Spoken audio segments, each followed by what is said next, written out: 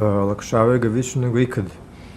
Praktično ne postoji više ni jedna privredna grana ili oblast u kojoj internet nije primenjen, čak i u nekim najzabačenijim delovima sveta.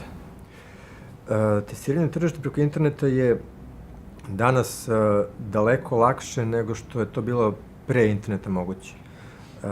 Vi danas prosto možete ukucavanjem nekih određenih termina u određene Google software vidjeti koliko ljudi iz kojih delova sveta traži neke termine. Znači, ako imate neki proizvod koji planirate da plasirate na tržište, možete prosto vidjeti koliko ljudi dnevno to traži u Srbiji, u Kini, u Americi i tako dalje i kako se kreću trendovi pretrage toga. Znači, prosto, ako recimo primetite da to što hoćete da proizvodite, da trend traženja toga na Google raste, to je dobro. Ako opada, znači da nije dobro. Ako stagnira, znači da je okej. Tako da, to su sve stvari za koje ranije je bilo potrebno angažovati ogromnu agenciju koja će da ispita ljude, da sve te podatke sistematizuje, složi. Danas imate, Google Trends, imate Keyword Tools, stvari gde možete sve to saznati kod kuće, u fotelji za sat vremena istraživanja imate kompletnu sliku, praktično vaš proizvod, kakva ima budućnost u određenim državama i tako dalje.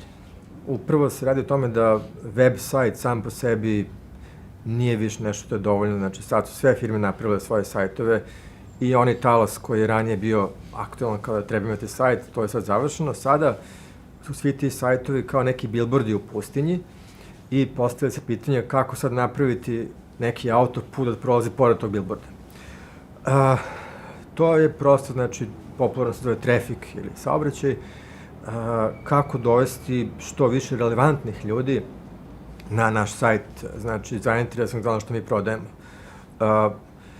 Za to se koristi Facebook oglašavanje, koristi se Google oglasi, te dve platforme su trenutno najzastupljenije. Ono što je dobro kod, pogotovo Facebooka, je što može da se targetuje, to jest usmerava prema tipu ljudi. I sve te informacije koje Facebook prikuplja od nas, ono što kažu veliki brat nas posmatra i neće da oni skupljaju moje informacije i tako dalje, to u stvari služi da bi prosto, ako mi želimo da oglašavamo, recimo, novu kremu za lice, za žene, onda ćemo, znači, na Facebooku reći, ok, trebaju nam devojke od toliko godina koje su lajkovale neki od brendova za kozmetiku, neki od magazina sličnih i tako dalje. I na taj način ćemo od, recimo, 2 miliona korisnika Facebooka u Srbiji pronaći, na primjer, 200.000 devojaka koje su baš naša ciljna grupa i njima plasirati reklamu. I to je ono što je u stvari inovacija kod interneta, znači to je to reklamiranje koje je prilagođeno korisniku. Praktično ide se ka tome da nećemo više biti bombardovani reklama koje nas ne interesuju. Ide se ka tome da vidimo sve više i više, znači samo reklame za stvari koje najverovatnije bi mogli da nas interesuju, što je dobro na neki način, to je humanizacija marketinga. To je dobro pitanje. U suštini prodaju svi, ali mnogo bolje pitanje je koliko njih uspe to da proda. Ovde sad vlada već poslednjih par godina taj jedan gold rush, znači zlatna groznica. Ljudi misle da je vrlo lako dići neki sajt, objaviti tu, 50 tekstova i sad će tu početi odjednom svi živih teksta se oglašavaju. U realnosti to nije tako. Pogotovo je opasno to što sada svi to misle i svi to rade. Veoma je lako napraviti sajt, veoma je lako danas registrovati domen i postoje već gotovi takozvani template-i, znači već gotov dizajn sajta i funkcionalnost, gde vi samo zamenite, stoji vaš logo i možete da počnete da unosite sadržaj. I ljudi se lako upecaju, misleći, lako ćemo, i krenu lako stvarno, ali kad dođe do dela, ok, šta sad kako da ovde dovedemo ljude, prodajemo oglasni prostor, tu je već malo teže, znači Lako je napraviti sajt koji će imati dnevno, 100-200 poseta, ali to nije dovoljno da bi to neko hteo da se oglašava. Jedna od grešaka koje ljudi najčešće rade, što sam primetio, to je da prave istoviše opšte sajtove, znači sajtove opšte namene koje bi u nekoj teoriji mogli budu konkurencija Blicu ili Krstarici ili tako nekom velikom portalu, što je skoro nemoguće stići danas. Ono što treba raditi, to je treba praviti sajt na neku usko specifičnu temu i to treba vidjeti da nema konkurencije, znači da ne postoji već mnogo sajtova na tu temu i treba da bude oblast u kojoj znači tu može nešto da se prodaje u nekoj perspektivi, gde može neko da se oglašava. Ako želite napraviti recimo sajt posvećen ne znam, lepim citatima iz domaćih filmova, to je možda dobra tema, ali je pitanje sad ko bi tu hteo da se oglašava u nekoj perspektivi. Znači, treba naći temu koja bi i ljudima bila interesantna, ali i do nekoj perspektivi tu neko može da kaže aha, pa ovo su ljudi koji žele da kupe to je to i možemo tu da onda se oglašava taj. Znači, treba naći taj balans između toga da to bude ono što volimo i da bude profitabilno.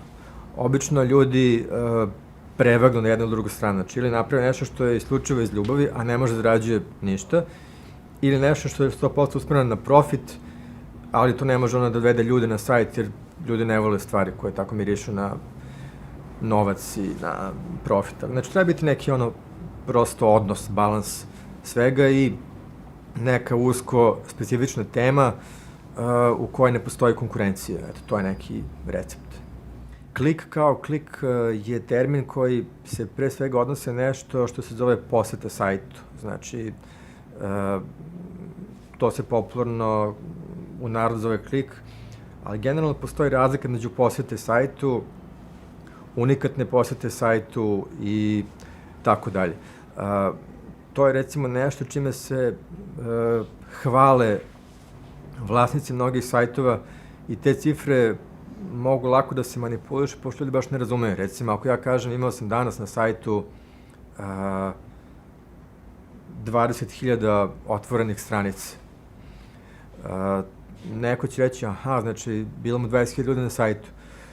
Što uopšte ne bude tako. Prvo, jedan posetilac može da se vrati toku dana više puta i svaki put da otvori po 4-5 stranica na sajtu. Znači, kad se sve to dekonstruiše, u stvari od tih 20.000 kojima se neko hvali posle, možda je bilo tek 2-3 ljudi živih na sajtu. I tako dalje. Znači, web analitika ima toliko cifara da omogućava da vrlo lako neko izvuče neku cifru odatle i kao, to smo mi, nas toliko gleda i to se koristi da se prodaje reklamni prostor ljudima koji se baš ne razumeju u to. Zato je recimo uvek bolje i skuplje, naravno, ali ići preko agencije, gde onda prosto agencija koja zna, prosto ona će pogledati statistiku sajta, vidjeti šta su realne cifre, realne posete i svi veliki klijenti se oglašavaju isključivo tako, jer agencija služi kao filter, znači agencija služi da sve te napumpane priče sajtova, mi smo najveći i tako dalje, da to realno složi neku tabelu, poredi i da se vidi koliko zaista ima poseti. Na osnovu toga oni određuju gde će ići koliko banera i tako to. Pa znači dosta. Ja bih rekao da ulazimo u jedno vreme kada će sve više biti vidljiva ta borba za klikove koje imaju portali.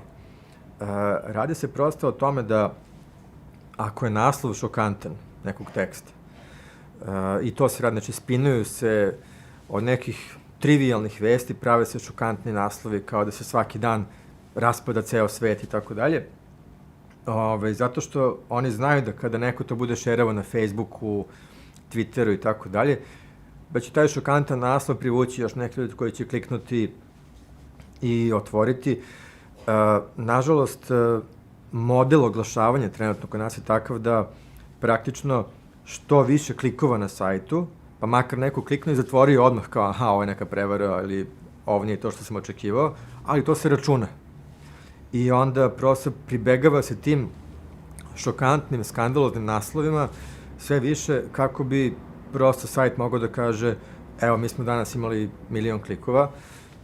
To što je od toga bilo 80% na tekstove koji ne obećavaju to što piše o naslovu ili mnogo izduvanija verzija naslova, to se ne računa, prosto računa samo matematički broj klikova i to je generalno veliki problem. Jedini medij koji sam primetio da za sada ne pribegava tome je Politika. One se dalje drže te prosto estetike štampe da su naslovi normalni, znači nisu sad nešto šokantni i skandalozni. Svi drugi su odavno počeli to da koriste, jer su shvatili da jedno tako mogu da se izbore na tržištu. Znači, ako portal broj 2 krene da koristi, to je iskočenje u poseta, oni moraju sad da primene tu taktiku da bi ih stigli i zato imamo toliko puno naslova Stanija, ne znam, pokazala šta u kuhinji, jer su to trivialne gluposti koje će doneti tog dana 100.000 klikova. Ljudi koji će tu doći i zadržati se 5 sekundi, ali to se računa. Tako da, generalno taj model oglašavanja na webu je dobro do toga da vesti budu sve više kratke, nekvalitetne, napisane čisto pro forme, ali samo da naslov bude što skandalozniji i što provokativniji. I kad uđete na neki portal, znači imate sa strane onako gomilu tih sličnih tako šokantnih naslova koji treba ljudi da zadrže na sajtu, da opet kada jedan dođe tu neku nekvalitetnu vest provokativnog naslova, da otvore još 4-5 takvih nekvalitetnih vesti provokativnog naslova kako bi portal izbrojao sebi 5 klikova od tog posetilaca. To je kratkoročno dobra strategija da se stigne konkurencija, poveća posete i tako dalje, poveća zarada. Dugoročno se strategija tih skandaloznih naslova ne isplati, jer će ljudi sve više i više shvatiti ovo je opet neka prevara i klikovi na takve naslove će polako prestajati. Neće još, to je dalje u razvoju, ali mislim da je rešenje toga da se uvede prosto kao što je bilo vekovima nazad, to je da se novine plaćaju. Znači, morat će da se napravi neki model da se pristup informacijama plaća kao što se plaćaju novine. Ukoliko se to ne bude desilo, onda će, pošto portali mogu da zarađuju samo od reklama, onda će kvalitet tekstova i dalje opadati na račun skandalizacije i tabloidizacije sadržaja da bi se nekako prosto održali. Ne treba osuđivati portale zbog toga jer trenutna računica je takva da nema takvih naslova i stanije i svega, teško da bi neko od njih mogao da finansijski opstane. Znači, kada bi oni imali samo normalne vesti sa normalnim naslovom koje niko živi ne bi šerao na Facebooku, jer su to dosadne stvari. Mislim, realno se svaki dan ne dešava ništa specijalno.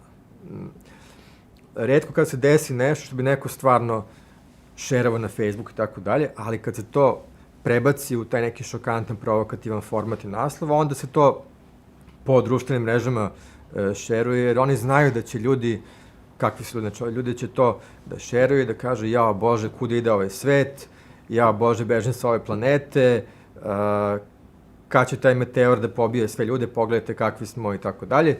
Znači, oni moraju da naprave vesti koje izivaju takve reakcije ljudi, da bi to bilo na Facebooku, Twitteru, inače prave neke kvalitetne informacije, to ljudima nije interesantno, jednostavno. Jedan od saveta je pre svega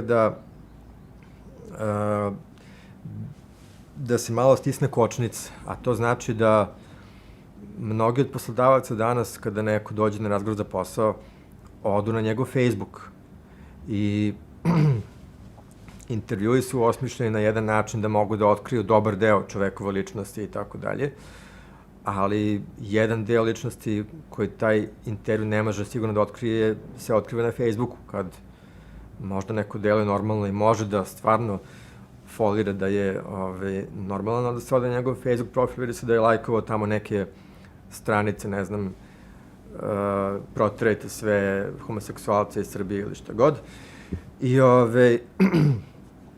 I onda prosto može da se iz toga zaključi da osoba baš nije taj posao podobna.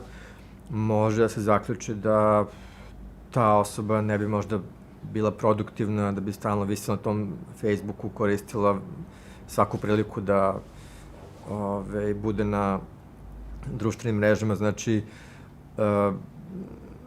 jedan od savjeta je da se, pre nekog razgovora za posao, da se možda zabrani taj pristup nalogu, da ne može svako da vidi, da se neke stvari obrišu, da čovek prođe kroz svoj Facebook profil, da vidi kad neko drugi to gleda, da li bi video možda neke stvari koje bi ga šokirale i da to obriše prosto. Druga stvar je što za traženje posla samo po sebi može da pomogne Facebook, ali isto, znači, koliko može da pomogne ovako u realnom životu kad neko pitate, jel znaš neko ko traži, ne znam, arhitektu ili šta god.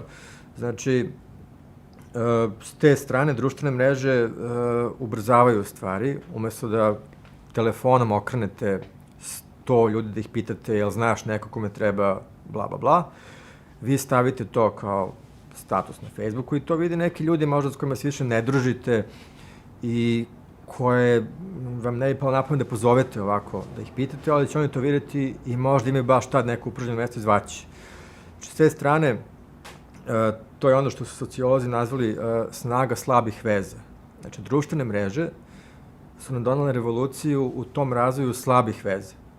Jake veze su nekih 4-5 prijatelja koje svako od nas ima i tu se nije mnogo promenilo, znači, mi smo s njima u kontaktu sa ili bez Facebooka, ali revolucija je, znači, u tim slabim vezama, sa tim ljudima koje, sretnete ponekad na ulici pa im se javite, ali nećete ih sad zvati da ih pitate šta se radi i tako dalje.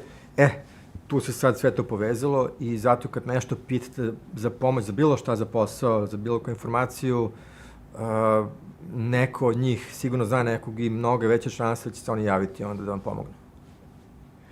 Da, pa, sigurno se svako od nas susreo sa onim problemom kada instaliramo tetki, recimo, nov kompjuter i ona vas posle sat vremena zove i kaže panično, iskočio mi neki baner, dobila $1.000.000, šta da radim? To je standardna pojava, jel? I prosto to su stvari koje koriste ljudi onako na ivici etike i morala, znaju da ima ljudi koji se baš ne razumeju previše, koji će na sve kliknuti. I šta se dešava kada se neko upeca na te klikove? U suštini ništa strašno, znači većina tih prevara se završava na tome da vam uzmu $20-30 ili adekvatna neka valuta u dinarima za nešto što ili je potpuno bezvredno ili je irelevantno, ne obećava, odnosno obećava previše, a dobijete, kad vi to platite, dobijete nešto što je potpuno nerealno. Tako da, te prevare nisu sad da će neko sad, ne znam, da vam uđe u kompjuter i da vam obriše sve fajlove i tako dalje. Prosto,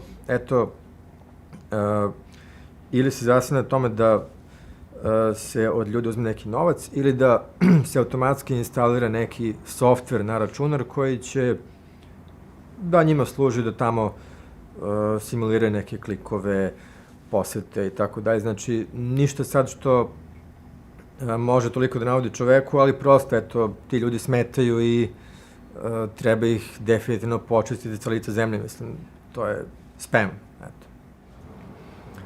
Steve Jobs je uneo revoluciju u proizvodnju tih IT uređaja i gadžeta jednim pristupom vrlo prostim koji je potpuno suprotan od svega što drugi rade. On je rekao, svi drugi imaju 200 modela mobilnih telefona, imaju 200 modela MP3 playera, imaju 200 modela laptopova. Mi, Apple, ćemo imati jedan telefon, 2-3 laptopa i 2-3 MP3 playera. I to je filozofija, u stvari, koja je Apple dovela do, između ostalog, naravno, i kvalitet svega toga. Jer prosto, prvo, sa strane proizvođača, vi kad imate jedan telefon koji morate da napraviti za sledeću godinu, onda svi inženjeri rade samo na tome da taj jedan telefon bude najbolje što može, imaju taj fokus, znači nisu defokusirani na 100 modela i tako dalje. Sa strane korisnika, opet, nema toga da ste u onoj konfuziji, uđete u radnju i sad vam daju onih 100 modela Nokia telefone, kao ovaj radi ono, i vi na kraju ne znate uopšte o čemu se tu više radi i kupite neki telefon na kraju, da ne sami ne znate zašto. Ovde je filozofija ovakva, ovo je iPhone i on je napravljen tako da radi najbolje što može raditi telefon danas po tehnologiji koja postoji. Ako želite, uzmete taj iPhone, ako ne, onda birajte bilo koji od ovih 100 drugih. I prosto mnogi ljudi žele da imaju taj osjećaj kao, neću da sad razmišljam šta, kako, dajte meni taj iPhone, to je sigurno jedino što postoji i najbolje što postoji. Znači, to je jedna od stvari zbog kojih je uspeo Apple, je ta filozofija, ja sam to nazvao monoteizam, znači, prosto vera u jednog boga, u ovom slučaju u iPhone, u jedan MP3 player, u jedan brand i tako dalje. I stvarno, ti sledbenici Apple su kao neki sa početka hrišćanstva, znači bore se protiv paganstva i zalažu se za svoju veru, prekrštavaju ljude, čak se zovu evangelisti i tako dalje. Tako da, s te strane, Steve Jobs je napravio sjajnu stvar zbog tog principa. Vi kad pogledate statistike posete sajtu nekom sa mobilnih telefona, vidi se da je daleko najveća poseta bilo kom sajtu sa iPhone-a. Međutim, i danas ti iPhone-ovi se kupuju tako po nekim oglasima, po nekim budžacima, pa se sastajete s nekim koji je to donao iz Nemačke, Austrije, Hrvatske na ulici, pa vam da telefon u kutiji nekoj, njemu lovu i tako dalje. I prosto je žalosno da tako jedan sjajan uređaj da se maltene prodaje tako kao neka ilegalna supstanca, preko oglasa i tako dalje. Trenutno je, recimo, u toku priča oko zabrane uvoza iPhone-a. Naime, koliko znam, kompanija Comtrade je tražila da prva ovde uveze te telefone i iz Ratila su ih odbili jer su rekli da nisu dostavili dokumentaciju o sadržaju unutrašnjosti telefona. Problem je u tome što Apple to ne da. Znači, to je tajna koju ne daju svakom i tu se krug zatvara. Znači, procedura naša iz tog zastarelog doba je da mora da se dostavi specifikacija uređaja da bi on bio uvezen. Apple to ne da, znači Rattle mora da promeni proceduru i tako dalje i to sad stoje. Druga stvar je, recimo, Apple Store. Znači, vi sve da nabavite telefon nekako preko tih oglasa i tako dalje, vi ne možete da iz Srbije koristite taj Apple Store, zato što je kompanija Apple ima u Luksemburgu svoje predstavništvo i vi kad kupujete iz Evrope neki softver preko App Store-a, vi kupujete u stvari od firme iz Luksemburga. Mi nemamo sporazum trgovinski sa Luksemburgom, opet nasleđe komunizma, SFRJ i tako dalje, koje još nije rešeno, pa se i to sad rešava, tako da, generalno, gomila administrativnih problema sprečavaju od ljudi da imaju i PayPal, i iPhone, sve te neke nerešene stvari koje institucije nadležne, ne znam šta rade, da li rade neke prioritetnije stvari, možda uvode u škole, internet, ne znam, ali treba i to da se radi, mislim. Ja sam ušao u tu Apple priču, iskreno da vam kažem, zato što hteo sam kad idem na sastanke da imam laptop koji je Apple, jer to deluje tako impresivno. I ljudi misle da sad onaj ko otvori Apple laptop da nešto mnogo više zna od onog ko ima običan laptop. pa sam ga zato i kupio. Međutim, kad sam počeo da radim, ja video sam, u stvari, nije samo stvar šminke, nego da on stvarno i tehnički i softverski mnogo bolji od Windowsa, PC-a, znači nema nikakvih tu virusa, nema padanja sistema, da nešto ne radi, da mora se reinstalira, da se koči, sve što Apple napravi radi savršeno, tako da, eto, priznajem da sam počeo da koristim Apple iz šminkerskih razloga, a onda u stvari sam shvatio da je to ne samo s polja lepo, nego i unutra jako kvalitetno i više nikad se ne bih vratio na nešto drugo.